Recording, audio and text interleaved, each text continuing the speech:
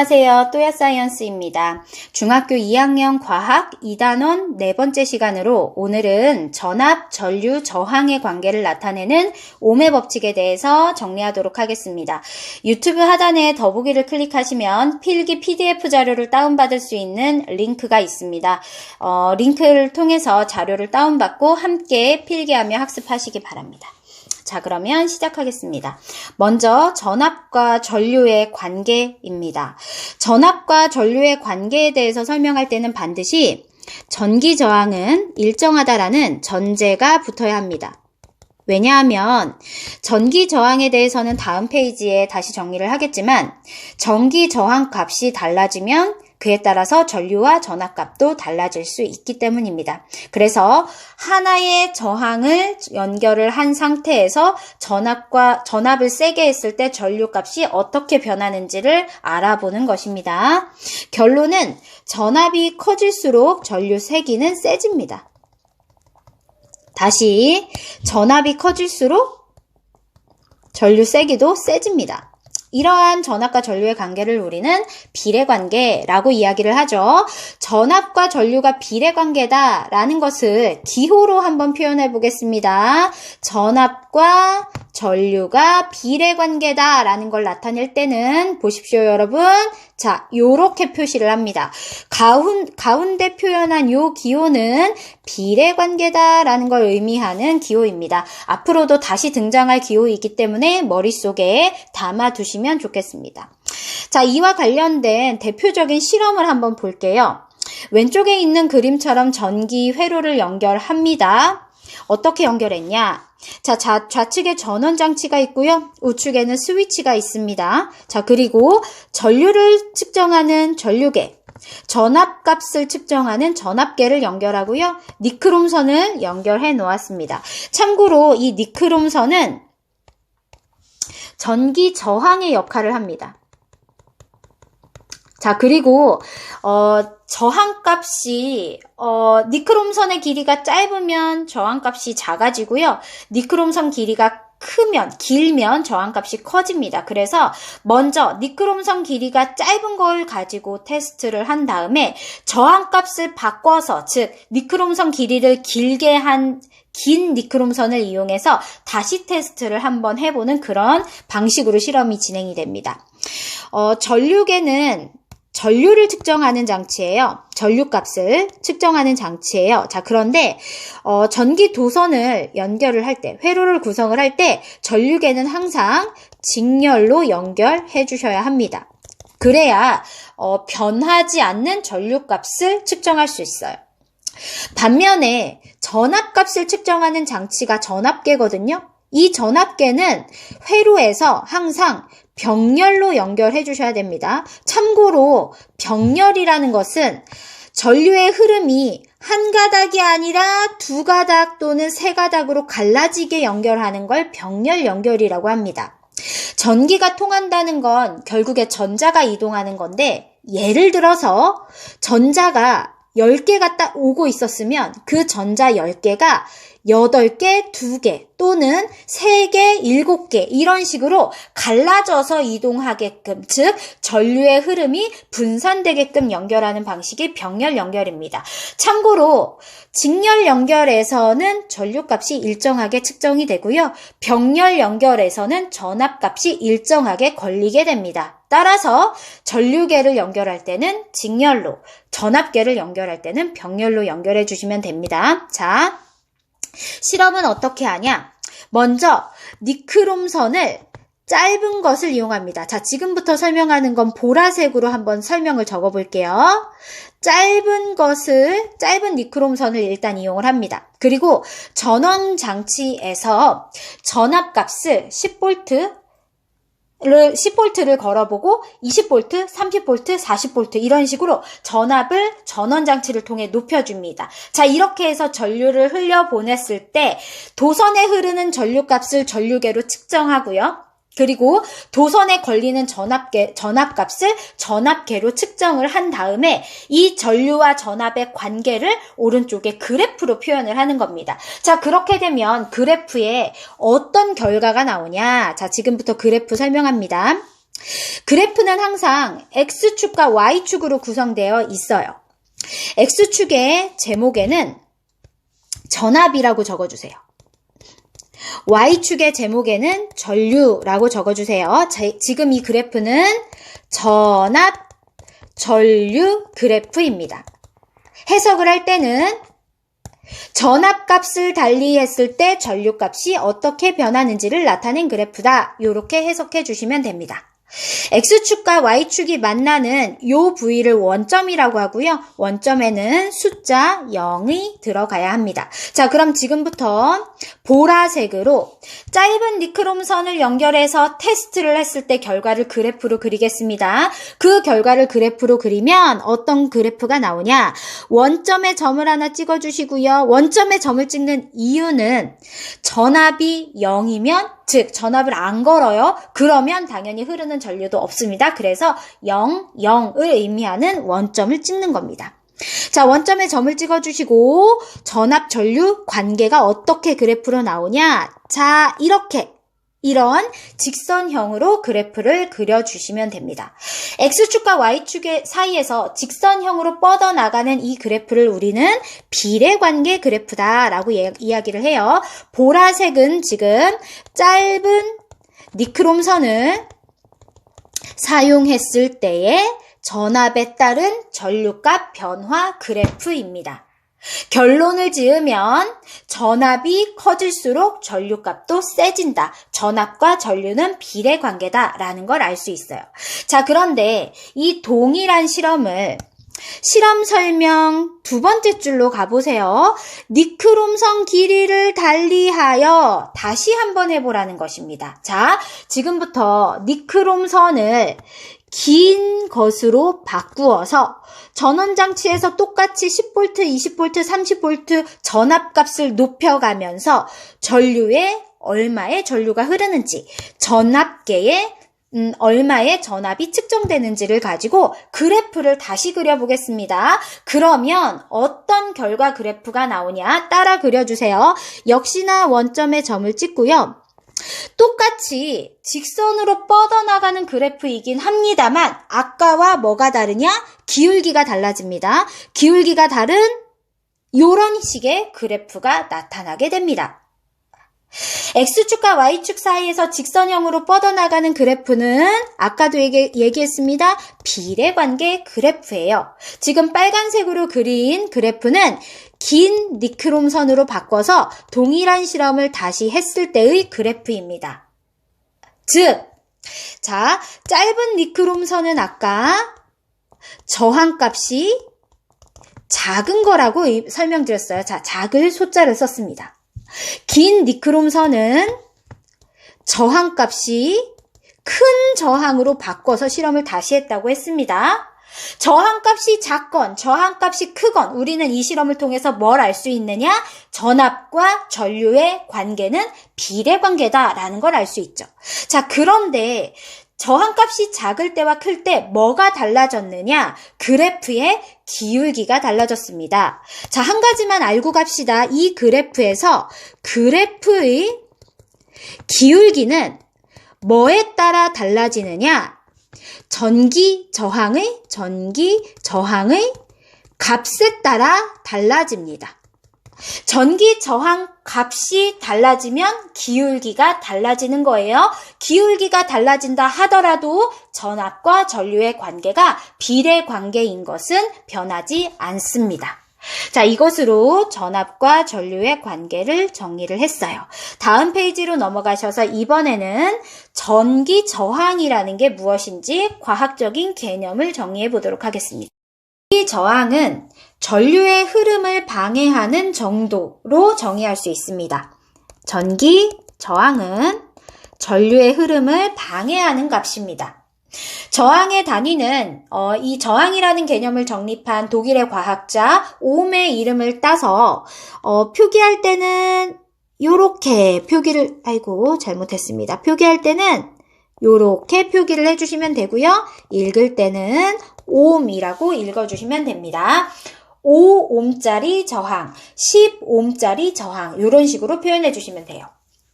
모든 전기가 흐르는 상황에서는 그 전기의 흐름을 방해하는 저항값이 존재합니다. 심지어 전기가 잘 흐르는 도선이다 하더라도 그 도선도 저항값을 갖고 있습니다. 도선의 저항값은 도선의 길이 그리고 도선의 단면적, 즉 굵기에 의해서 정해지는 값이에요. 자, 그럼 지금부터 도선의 길이가 짧을 때와 길 때, 도선의 굵기가 얇을 때와 굵을 때 어떻게 전기의 흐름이 방해를 받는지를 한번 그림을 통해서 이해해 보도록 합시다. 도선에 전기가 흐르는 건 결국에 전자가 한 방향으로 이동하는 현상이에요. 지금부터 전자를 딱 한 개만 도선에 표시를 해보겠습니다. 전자가 한 방향으로 이동하고 싶은데 가다가 어떤 커다란 입자에 충돌을 합니다. 이 입자는 누구냐? 도선을 구성하는 원자의 원자핵입니다. 전자가 가려다 보면 원자핵에 충돌해요. 그래서 피해서 갑니다. 그러다 보니까 또 다른 원자핵에 또 충돌하게 되겠죠. 모든 물질은 원자로 이루어져 있고 원자는 원자핵을 갖고 있기 때문에 전자가 이동할 때 원자핵에 부딪히는 현상은 당연한 현상입니다. 자연스럽게 발생할 수밖에 없어요. 따라서 전기가 흐를 때 저항값이 있는 건 당연한 현상입니다. 자, 그런데 도선의 길이가 길어지잖아요. 그러면 똑같은 전자가 이동을 하는데 이동하다가 충돌, 아이쿠, 피해서 이동하다가 또 한 번, 아이쿠, 피해서 이동하는데 또 한 번 충돌, 피해서 이동하는데 또 한 번 충돌합니다. 길이가 긴 만큼 충돌을 많이 하게 되죠. 따라서 도선의 길이가 길면 저항값이 커집니다. 반면에 오른쪽으로 가겠습니다. 얇은 도선에서 전자가 이동하다가 충돌 한 번, 또 이동하다가 충돌 두 번 충돌했어요. 그런데 굵기가 굵어지면 이런 상황을 생각하시면 됩니다. 우리가 터널을 통과하는데 아주 좁은 터널이에요. 그러면 부딪힘이 많아지니까 통과하기가 힘들겠죠. 넓어진 터널에서는 부딪힘이 적고 통과하기가 쉽겠죠. 그런 상황입니다. 똑같이 전자가 이동을 하는데 통로가 넓어졌어요. 그러다 보니까 전자가 아까보다 훨씬 더 수월하게 갑니다. 물론 충돌을 할 수 있긴 있겠죠. 그러나 그 충돌의 횟수가 줄어든다는 겁니다. 따라서 얇은 도선보다는 굵은 도선에서 전자들이 이동하기가 수월하고 그만큼 저항값이 작아졌다라고 표현할 수 있습니다. 자, 정리해 보도록 할게요. 도선의 전기 저항값은 도선의 길이가 길수록 전기 저항은 커지고요. 도선의 단면적이 굵어질수록 전기 저항값은 작아집니다. 자, 이때 다시 도선의 길이가 길수록 저항은 커집니다. 따라서 도선의 길이와 저항은 비례관계다 라고 정리할 수 있을 것이고요. 도선의 단면적이 굵을수록 저항은 작아집니다. 따라서 전기 저항과 도선의 단면적은 반비례 관계다 라고 표현하실 수 있습니다. 자, 이때 도선의 길이, 굵기, 그리고 저항값의 관계를 하나의 도식으로 이 네모칸 안에다 표현해 보겠습니다. 요렇게 쓰시면 돼요. 전기 저항은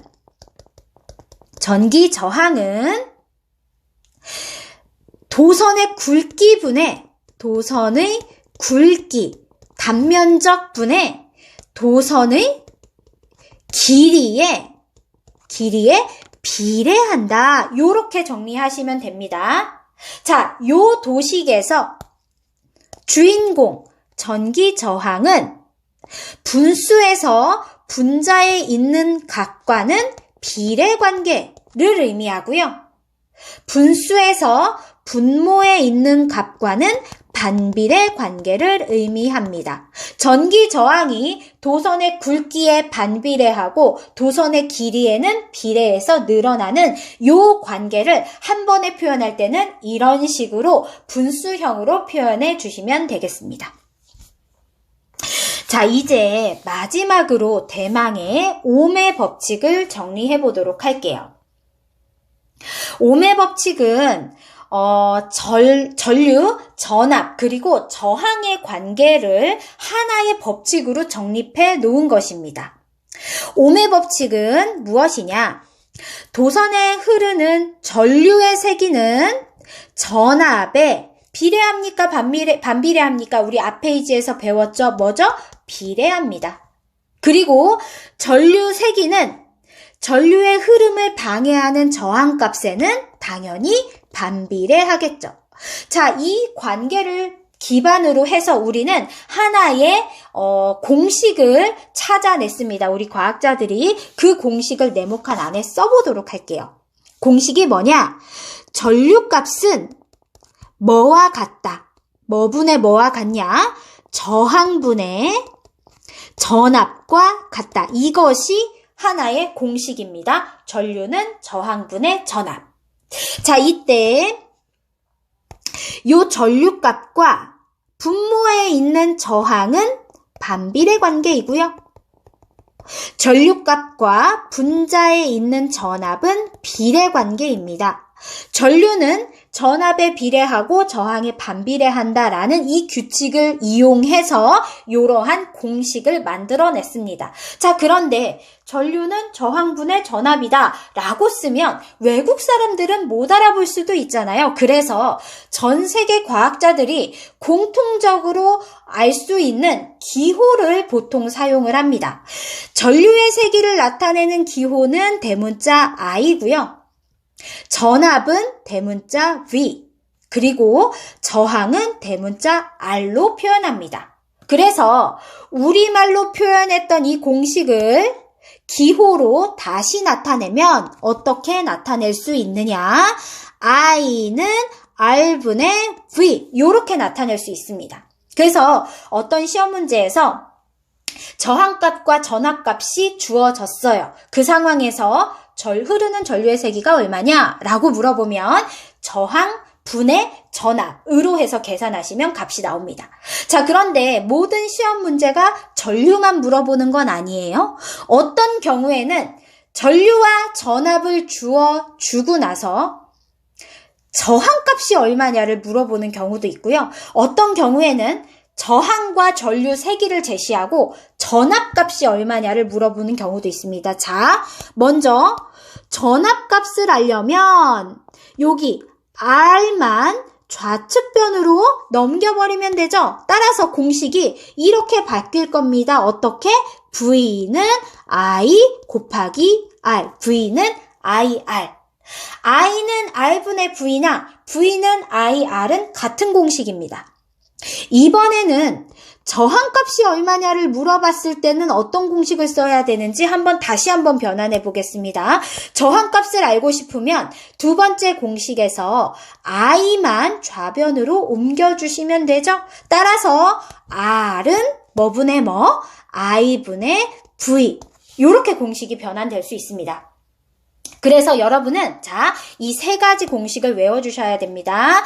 I는 R분의 V, V는 IR, 그리고 R은 I분의 V. 요 세 가지 공식을 외워주셔야 되고요. 다행히도 이 세 가지 공식을 한 번에 외울 수 있는 방법이 있습니다. 무엇이냐? 오른쪽으로 가셔서요. 동그라미를 하나 그려주십시오. 그리고 가로로 선을 그어서 반을 나눠주시고요. 그리고 아래쪽 반원을 세로로 선을 그어서 한 번 더 반으로 나눠주십시오. 여기 안에다가 V, I, R을 선생님이 쓴 것과 같이 순서대로 적어주십시오. 자, 이때 규칙입니다. 적어줄게요. I와 R 사이에는 곱하기가 생략돼 있고요. V와 I 사이에는 분의 나누기가 생략돼 있었던 거예요. V와 R 사이에도 역시나 분의 나누기가 생략돼 있었던 겁니다. 따라서 I는 R분의 V. 요 공식을 이렇게 쉽게 외울 수 있고요. I는 R분의 V. 그리고 다시 R은 I분의 V 이렇게 외워주시면 되고요. 마지막으로 V는 I 곱하기 R 이렇게 외워주시면 됩니다. 그래서 여러분은 요 동그라미 안에 있는 요 도식 표현을 머릿속에 집어넣어 주시고 이 시험 문제에서 만약에 전압을 물어봤다 그러면 I 곱하기 R이라는 공식으로 이 시험 문제에서 전류값을 물어봤다 그러면 R분의 V라는 공식으로 그리고 저항값을 물어봤다 그러면 I분의 V라는 공식으로 대입해서 문제를 풀어주시면 됩니다. 자, 그러면 시험 문제에서 어떻게 적용이 되는지 예시 문제를 하나 풀어볼게요. 아래 보면 그래프가 나와 있습니다. 색깔을 달리해서 풀어볼게요. A라는 저항을 연결했을 때 회로에 전류값에 따른 저항값이 그래프로 나와 있고요.